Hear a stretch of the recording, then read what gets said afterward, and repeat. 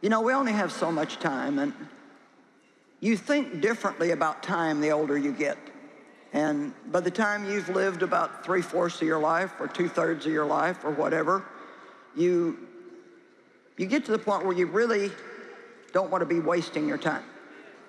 If there's things that you want to do that you haven't gotten around to do it yet, you want to do them, but you don't want to waste your time. Well, I'd like to recommend that you never waste your time, not even when you're in your 20s or 30s, but it does become really important to you the older that you get. And you may be 20 now, but someday you will be 70 and 80, and it will happen faster than you think it will happen. And I believe that time is a very precious gift. And time, you can either waste it or you can use it wisely. But whatever you spend your time on, once you've spent it, you cannot get it back. Now, I want you to think about that seriously. If it's an hour or a week or whatever it is, if you spend 3 days angry, you've totally wasted those 3 days, and you'll never get those days back. Not ever again.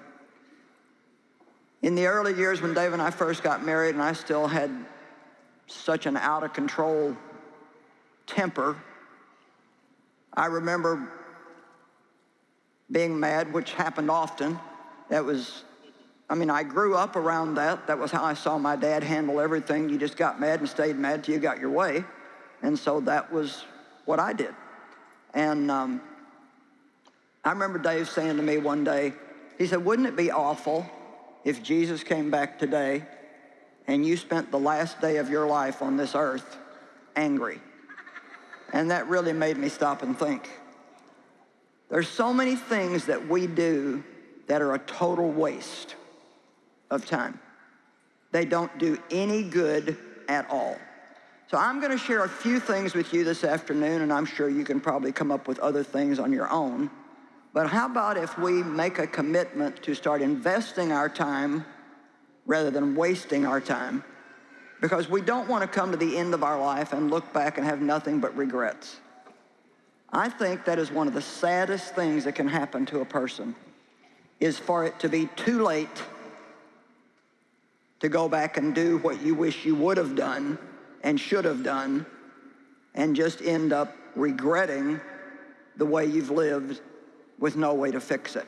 So, the first thing that is a total waste of time is what the Bible refers to as dead works. Now, God wants us to do good works, but he wants us to avoid dead works. So, what are dead works? Well, dead works are our energy trying to do what only God can do. Do you know how hard it is to try to make something happen that only God can make happen?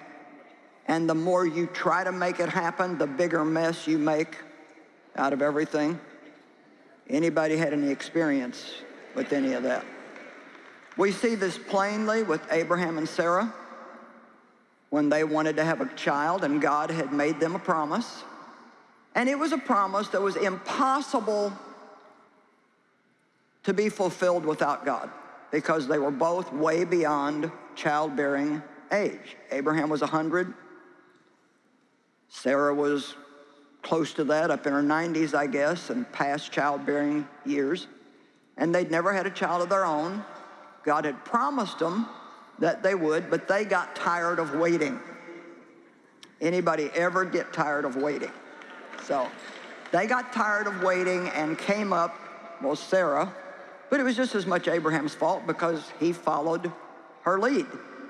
Sometimes you need to follow the woman's lead, but sometimes you need to say no, because we can tend occasionally to be a little emotional. And so I guess on a certain day, Sarah just got really tired of waiting, and she got a bright idea. You know what a bright idea is? It's one of those things where you're like, that's what I'll do, and that'll work. And then we even say, that's what God wants me to do. You know, God does speak to us through our thoughts, but every thought that you have is not God. And so some things you need to wait on and pray about a little bit more before you just go with the first thought that comes in your head. So she had this bright idea that she would give her handmaiden to her husband to be his secondary wife. How many of you already know that that's stupid? Okay?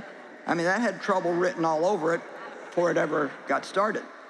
And she could bear children, so she wanted her husband to have intercourse with her, and that she would get pregnant, and then she would take that child as hers.